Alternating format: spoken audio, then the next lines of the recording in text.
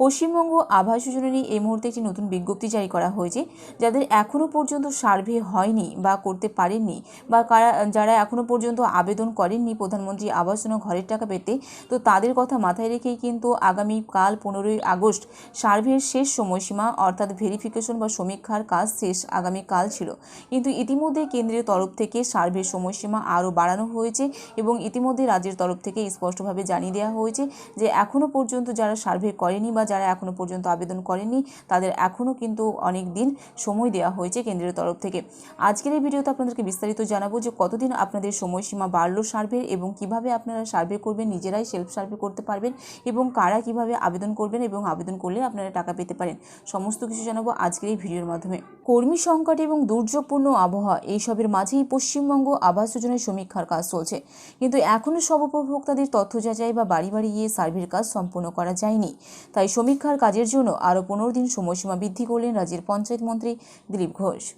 তিনি জানান, আগে 15ই আগস্ট পর্যন্ত আবাস যোজনার সার্ভের সময়সীমা ছিল।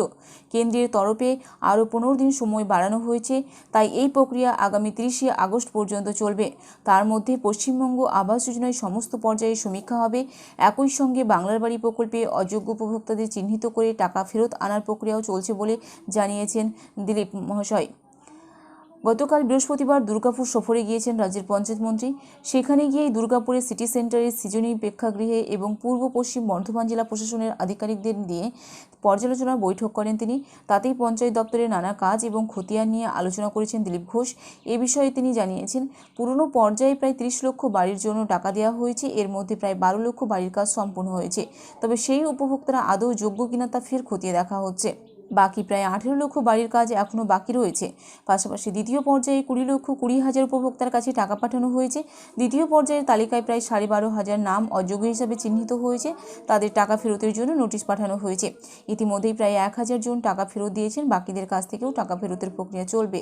কেন্দ্রীয় দলের পরিদর্শন রিপোর্টের পর বন্ধ থাকা কাজ ফের চালু হয়েছে, তবে কোনো অনিয়ম বরদাস্ত করা হবে না বলে জানানো হয়েছে।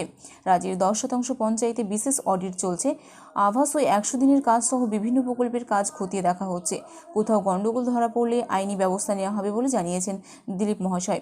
যারা আবাস যোজনার নামে গরিব মানুষের টাকা আত্মসাৎ করছে তারা কেউই রেহাই পাবে না বলে ইতিমধ্যেই জানিয়েছেন। প্রধানমন্ত্রী আবাস যোজনা ও পশ্চিমবঙ্গ আবাস যোজনায় যে দ্বিতীয় কিস্তির টাকা 10 লক্ষ উপভোক্তার অ্যাকাউন্টে গত 6ই আগস্ট ছাড়া হয়েছে, তারপরে কিন্তু এখনও যেটা বাকি রয়েছে তাদের ভেরিফিকেশন অর্থাৎ সমীক্ষার কাজ চলছে এবং সেই সমীক্ষার কাজ আগামীকাল 15ই আগস্ট শেষ হওয়ার কথা ছিল। কিন্তু ইতিমধ্যে আবার একটি জরুরি বৈঠক করে আলোচনা করেন এবং সেখানে কেন্দ্রের তরফ থেকে আরও 15 দিন এই সময়সীমা বাড়িয়ে দেওয়া হয় এবং যাদের এখনও পর্যন্ত সার্ভে হয়নি বা যারা এখনও আবাস যোজনার ঘর পেতে আবেদন করেনি তাদের কথা মাথায় রেখে এবং নানান সমস্যার জন্য কিন্তু 30শে আগস্ট পর্যন্ত এই সার্ভের কাজ হবে এবং তাতে রাজ্যের উপভোক্তাদের অনেক সুবিধা হবে বলে তিনি জানিয়েছেন।